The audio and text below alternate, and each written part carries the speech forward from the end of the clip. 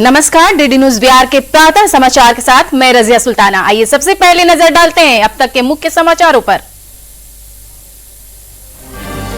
VIP प्रमुख मुकेश सहनी के नीतीश कुमार को बुजुर्ग बताने पर बिहार में नेताओं की बयानबाजी हुई तेज।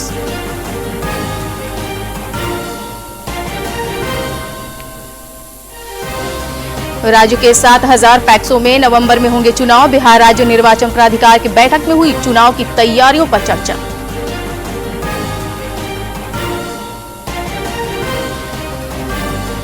औरंगाबाद जिले में जिउतिया पर्व के दौरान स्नान करने गए 8 बच्चों की डूबने से हुई मौत।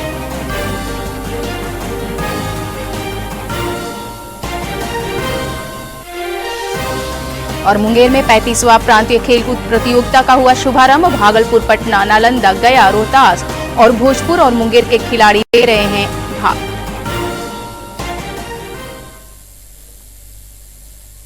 अब समाचार विस्तार से।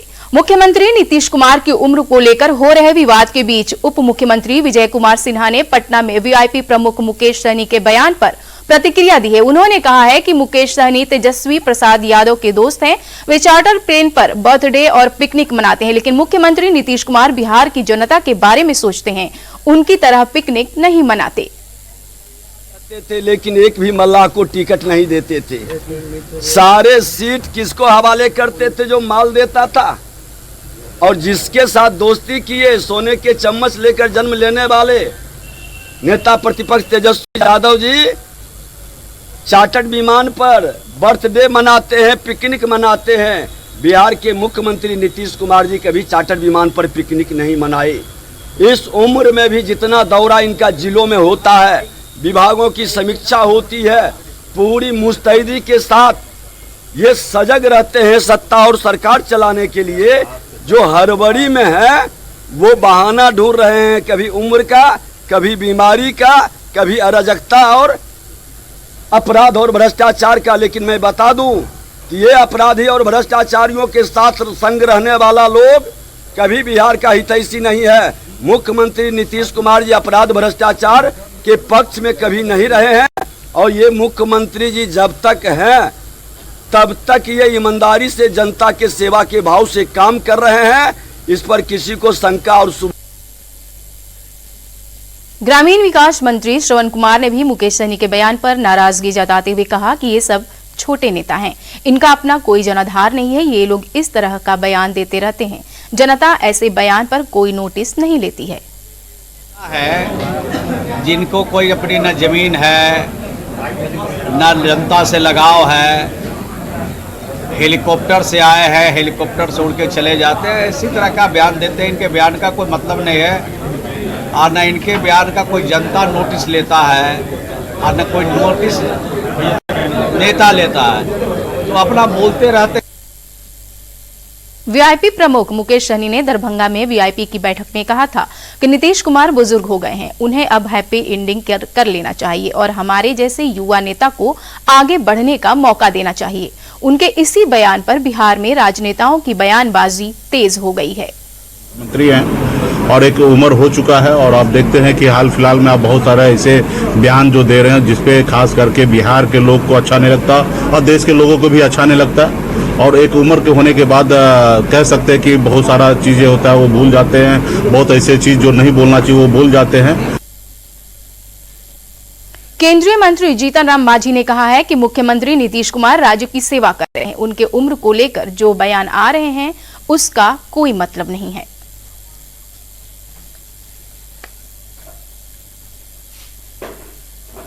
एकदम गलत बात है। शरीर बूढ़ा होता है, दिमाग बूढ़ा नहीं होता। नीतीश कुमार हमसे 4 वर्ष छोटे हैं, हम 80 वर्ष के आज हो गए हैं, तो क्या हम रिटायर हो रहे हैं या रिटायर होने लायक हैं? होगा अपना मन में करेंगे। नीतीश कुमार हर तरह से राज्य की सेवा कर रहे हैं। 18-19 वर्षों तक लगातार राज्य को एकदम उत्तम ऊंचे शिखर पर पहुंचा दिए हैं। देश विदेश में उनका नाम हो रहा है। वैसे आदमी के बारे में कुछ कहना, हम समझते हैं कि उनकी मानसिक स्थिति खराब है जो ऐसा बोलते हैं। वहीं राजद की राज्यसभा सांसद मीसा भारती ने कहा कि राजनीति में उम्र की कोई सीमा नहीं होती। उन्होंने कहा कि अभी तक सिर्फ भारतीय जनता पार्टी ने राजनीति में उम्र को लेकर सीमा निर्धारित की है।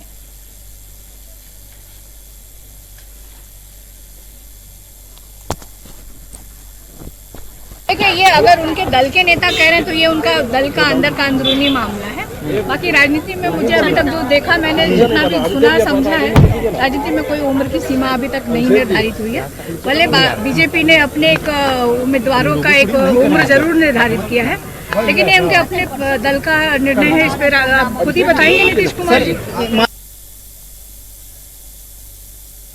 राज्य के 7,000 पैक्सों में नवंबर में चुनाव होने हैं, जिसको लेकर बिहार राज्य निर्वाचन प्राधिकार की महत्वपूर्ण बैठक की गई है। इस मौके पर बिहार राज्य निर्वाचन प्राधिकार के परामर्शी कुमार शांत रक्षित ने बताया कि 8,000 से अधिक पैक्स हैं, जिनमें से 7,000 पैक्सों का निर्वाचन किया जाएगा। यह चुनाव बैलेट पेपर से होंगे और इसके लिए तैयारियां शुरू कर दी गई हैं। उसमें से लगभग 7,000 पैक्सों का इस बार निर्वाचन होने वाला है, तो एक ह्यूज नंबर होता है और ये बड़ा क्लोजली कंटेस्टेड इलेक्शन होता है, जिसमें काफ़ी मात्रा में लोग जो है वोट देते हैं और एक्टिवली वोट देते हैं। बल्कि कहा जाता है कि आगे की राजनीति का ये ग्रास रूट लेवल है, यहीं से राजनीति सीखते हैं लोग। तो इसकी उपयोगिता बहुत ज़्यादा है और पैक्सों को तो बहुत सारा काम भी मिल रहा है सरकार की ओर से। अभी भारत सरकार ने भी जो बनाया है सहकार से समृद्धि की योजना, बिहार सरकार ने भी बनाया है, उसके तहत बहुत सारे काम भी मिल रहे हैं। तो ये बहुत ही महत्वपूर्ण निर्वाचन है। समाचारों का सिलसिला जारी रहेगा, लेकिन एक छोटे से अंतराल के बाद।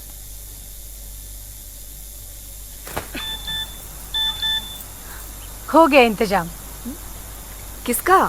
गुड्डी की फीस का। दिखा। 20,000 का लोन तुरंत। पता है कौन दे रहा है, ब्याज कितना है? लोन विनियमित संस्थानों से ही लें और कर्ज उतना जितनी जरूरत, वो भी जांच कर। हो गया इंतजाम। पगार एडवांस में भेजिए। आरबीआई कहता है, सही वित्तीय बर्ताव करे आपका बचाव। समाचारों में आपका फिर से स्वागत है।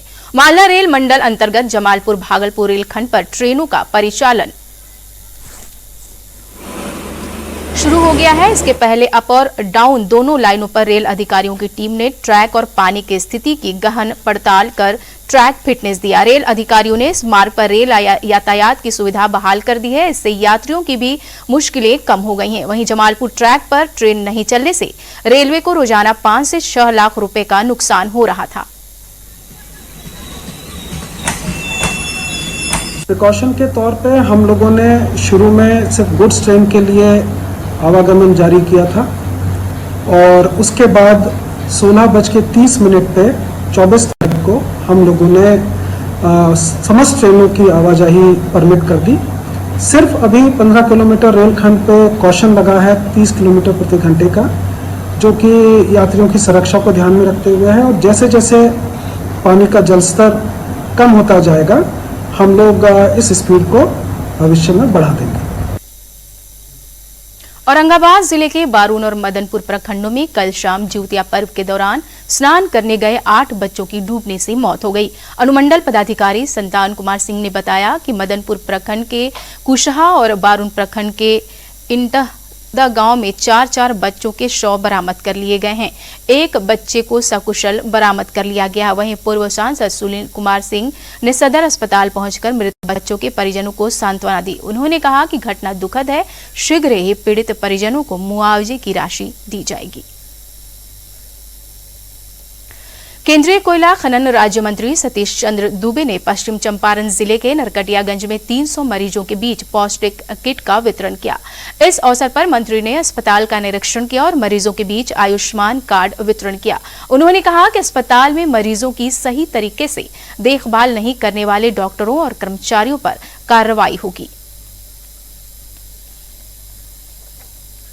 भारतीय शिक्षा समिति और शिशु शिक्षा प्रबंध समिति बिहार की ओर से मुंगेर जिले के जमालपुर स्थित जेएसए मैदान में कल 35वां प्रांतीय खेलकूद प्रतियोगिता का शुभारंभ किया गया। प्रतियोगिता में भागलपुर, पटना, नालंदा, गया, रोहतास, भोजपुर और मुंगेर के खिलाड़ी शामिल हुए। इसका उद्घाटन राष्ट्रीय मंत्री डॉक्टर के सिन्हा, प्रदेश सचिव प्रदीप कुशवाहा और प्रधानाचार्य संजय कुमार सिंह ने संयुक्त रूप से किया। मौके पर प्रदीप कुमार कुशवाहा ने कहा कि खेलकूद के माध्यम से अब छात्र अपना कैरियर बना रहे हैं। और अब 3 मिनट में 10 खबरें।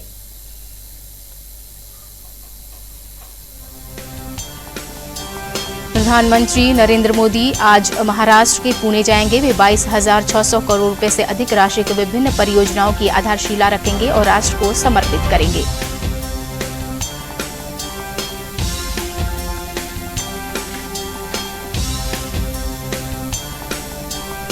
ग्रेटर नोएडा में दूसरे उत्तर प्रदेश अंतर्राष्ट्रीय व्यापार मेला 2024 के अवसर पर उपराष्ट्रपति जगदीप धनखड़ ने कहा कि भारत अब विश्व की सबसे तेजी से उभरती अर्थव्यवस्थाओं में से एक है।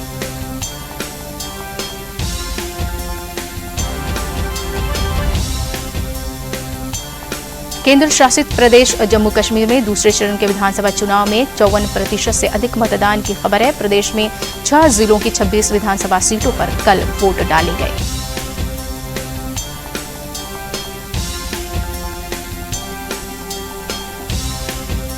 पटना के जिलाधिकारी डॉक्टर चंद्रशेखर ने पटना और पुनपुन प्रखंड के अंचल कार्यालय का किया निरीक्षण। लापरवाही की शिकायत मिलने पर 2 लिपिक को तत्काल किया निलंबित।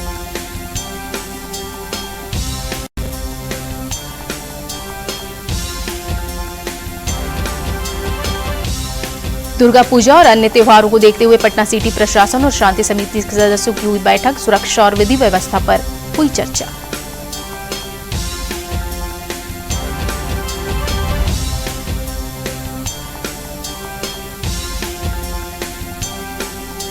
दरभंगा के समाहरणालय परिसर में स्वच्छता ही सेवा के तहत जागरूकता रैली निकाली गई, जिसको नगर आयुक्त राकेश कुमार गुप्ता ने हरी झंडी दिखाकर रवाना किया।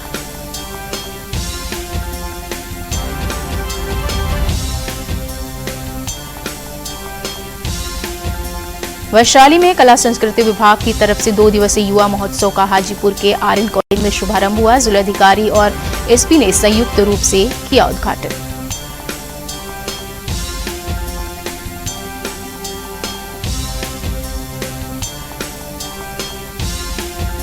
पश्चिम चंपारण के भारत नेपाल की सीमा पर सशस्त्र सीमा बल ने एक व्यक्ति को गिरफ्तार किया। उसके पास से तेंदुए के खाल बरामद हुए हैं।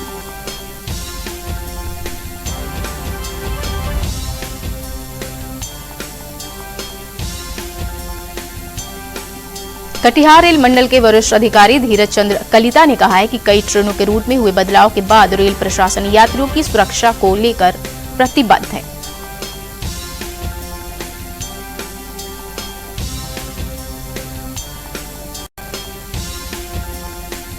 और गोपालगंज की ममता, बेबी रोजी और खुशबू कुमारी का चयन बिहार 19 क्रिकेट के लिए हुआ है। यह तीनों खिलाड़ी 1 अक्टूबर को चेन्नई में चंडीगढ़ की तरफ से अपना पहला मैच खेलेंगी।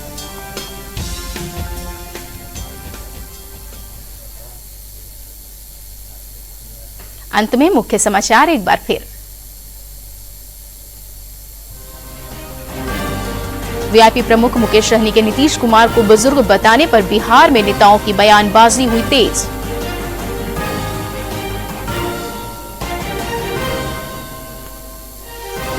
राज्य के 7,000 पैक्सों में नवंबर में होंगे चुनाव। बिहार राज्य निर्वाचन प्राधिकार की बैठक में हुई चुनाव की तैयारियों पर चर्चा।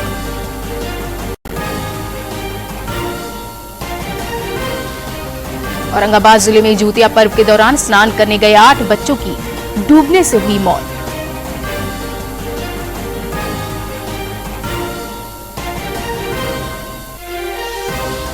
और मुंगेर में 35वीं प्रांतीय खेलकूद प्रतियोगिता का शुभारंभ। भागलपुर, पटना, नालंदा, गया, रोहतास, भोजपुर और मुंगेर के खिलाड़ी ले रहे हैं भाग।